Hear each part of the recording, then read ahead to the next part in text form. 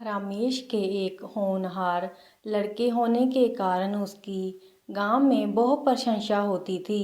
रमेश के माता पिता अध्यापक थे। वह रमेश की पढ़ाई में कारगुजारी से बहुत खुश थे। रमेश अब पढ़ाई के शिखर तक पहुंच गया था। पढ़ाई के शुरू से ही रमेश अब तक अच्छे नंबरों से पास होता रहा। एक दिन रमेश ने अपनी मेहनत से पढ़ाई में लगन के कारण एमए तक पढ़ाई ख़त्म कर ली और फिर रमेश ने नौकरी की तलाश करनी शुरू कर दी। काफ़ी दिनों तक नौकरी ढूंढने के बावजूद भी नौकरी ना मिलने के कारण रमेश बहुत निराश हुआ।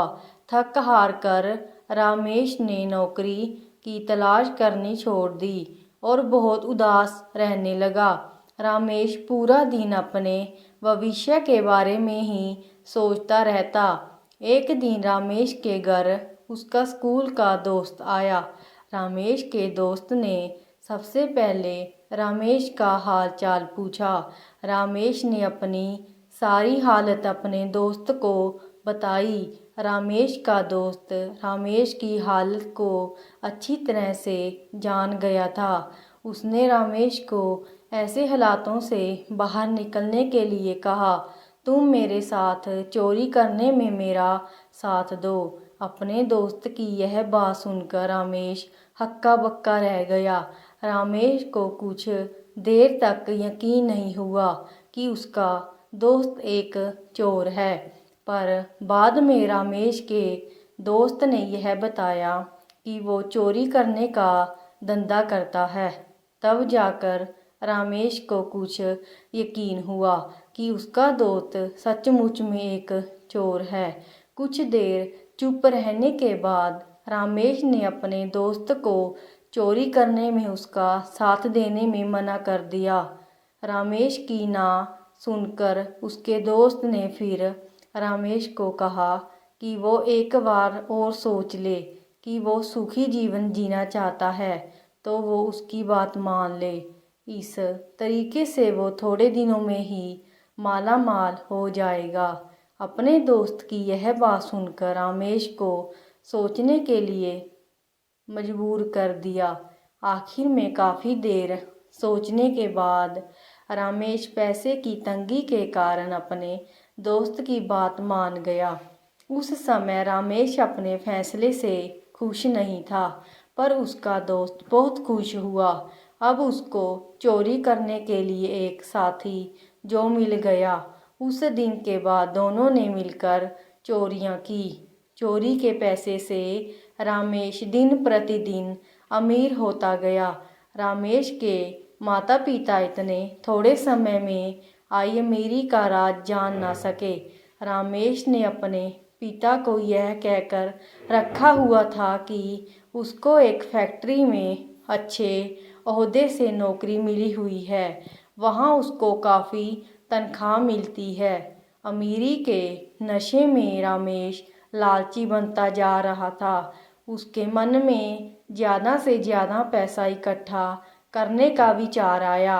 इस लालच के अधीन रमेश और उसके दोस्त ने बहुत बड़ी चोरी करने के बारे में सोचा। दोनों ने एक बैंक को लूटने की युक्ति बनाई।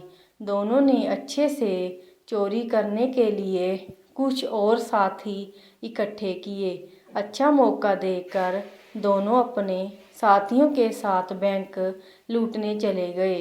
बैंक में उन्होंने काफ़ी पैसे लूट लिए, पर जब दोनों पैसे लूटकर बैंक से बाहर आए तो उसी वक्त वहाँ पुलिस भी पहुँच गई। पुलिस ने रमेश और उसके दोस्त और उनके साथियों के समेत रंगे हाथों पकड़ लिया। फिर पुलिस ने बैंक लूटने के जुर्म में दोनों को जेल में कैद कर दिया। रमेश के माता पिता को भी रमेश के कारनामों का पता लग चुका था। वो रमेश के बारे में जानकर बहुत दुखी हुए। उन्होंने रमेश को जेल से ना छुड़ाने का फैसला किया।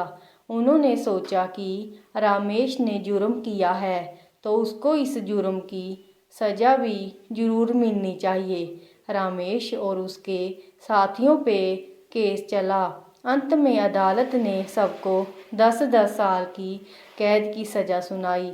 सज़ा सुनकर रमेश के दोस्त को तो कोई अफसोस नहीं हुआ, पर रमेश को अपने किए पे अब बहुत पछतावा हो रहा था। पर अब पछतावे का कोई फ़ायदा नहीं था, सज़ा तो भुगतनी ही पड़ेगी। पर अब रमेश ने प्रण किया कि वो आगे से किसी ऐसे व्यक्ति की बात नहीं मानेगा जो उसको गलत कामों में धकेलता होएगा। साथ ही रमेश ने सब बुरे काम त्यागने का फैसला किया। अगर आपको हमारी ये कहानी अच्छी लगी तो चैनल को लाइक और सब्सक्राइब ज़रूर करना।